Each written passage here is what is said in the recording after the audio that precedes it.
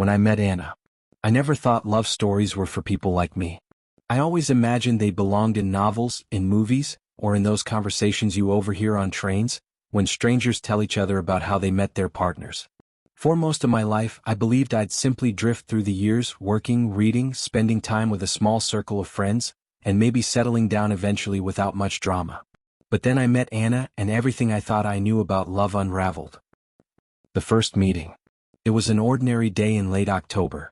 The air was sharp, the kind that wakes you up as soon as you step outside. I had just moved to a new neighborhood after switching jobs, and I decided to explore a small cafe I'd noticed around the corner. The cafe wasn't particularly special. Wooden tables, a chalkboard menu, the smell of strong coffee mixed with cinnamon. But when I walked in, I saw her. She was sitting by the window, reading a book with one hand while absent-mindedly stirring her tea with the other. Her hair fell across her face, and I remember thinking she looked like someone who belonged to another time, not in a nostalgic or artificial way but simply because she seemed so fully absorbed in her world. There was only one empty seat in the whole cafe right across from her. I hesitated, but she looked up, noticed me hovering, and with the tiniest smile said, "You can sit here if you want. I promise I don't bite." That was how it started, awkwardly, naturally, without fireworks. Just a seat across from a stranger who happened to be reading the same author I loved. Conversations that never ended. We talked. Not that first day for very long. Just about books, about the fact that the cafe played terrible background music, about how she always ordered the same tea. But something clicked. The next week when I returned, she was there again at the same table. "You're back," she said, pretending to sound unimpressed. "I could say the same about you," I replied. That was the beginning of our ritual. Every Saturday morning we somehow ended up at that cafe. Sometimes we planned it, sometimes it felt like coincidence. Our conversation stretched longer each time. She told me about her work at a small local gallery, about the way she collected postcards from every city she visited. I told her about my clumsy attempts to learn guitar, about how I hated cooking but loved trying new food. There was nothing dramatic in those early months, just steady warmth. But I noticed small things.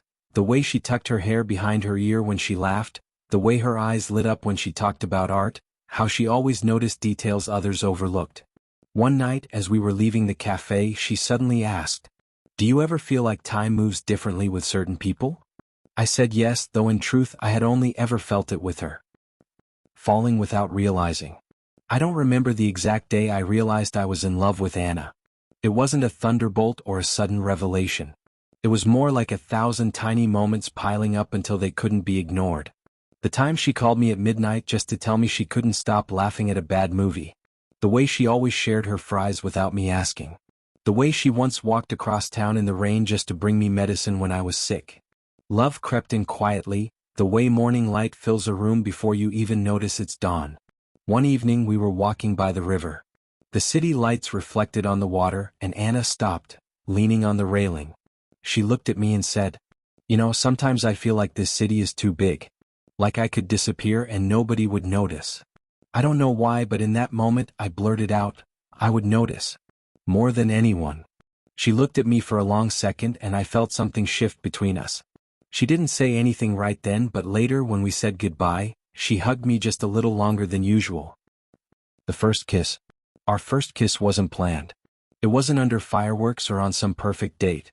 It happened in the most ordinary way possible, after carrying groceries to her apartment. We had spent the day together, cooking pasta that turned out half-burnt, laughing until our stomachs hurt. When I got up to leave, she walked me to the door. I turned to say goodbye and suddenly we were too close. She whispered, "Are you going to kiss me or are we going to keep pretending we're just friends forever?" I didn't answer. I just kissed her.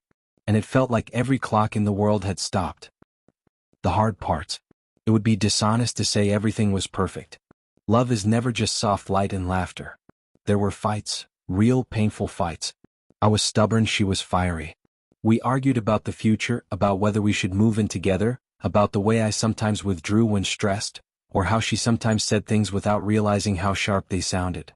There were weeks when we barely spoke, days when I wondered if we were better off apart.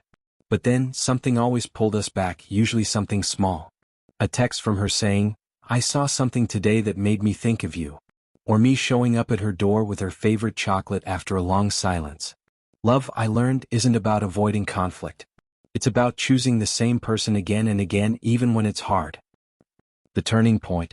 One winter, Anna got an offer to work at a gallery in another city, a much bigger one with more opportunities. When she told me, I froze. So, you'll take it? I asked. I don't know, she admitted. It feels like the right step for my career. But it's far.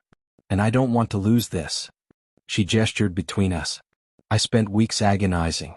Part of me wanted to beg her to stay. Another part knew I couldn't be the reason she gave up her dream.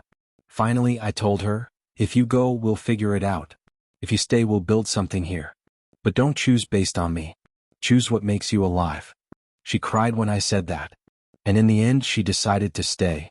Not because of fear, not because of me, but because she realized she loved the work she was already doing and she loved the life we had together. That was the moment I knew she was the one. Where we are now. Years have passed since then. We did eventually move in together. Our apartment is messy, filled with books and half-finished paintings and plants that she insists on rescuing even when they're half dead. We still argue, sometimes loudly, but we always find our way back to each other. People ask me what love feels like and I never know how to answer simply. For me, it feels like waking up on Sunday mornings with her hair in my face. It feels like grocery shopping together and turning it into an adventure. It feels like fighting and making up, like choosing her every day even when it isn't easy. It feels like that first seat in the cafe, when I didn't know that the stranger across from me would change my life forever.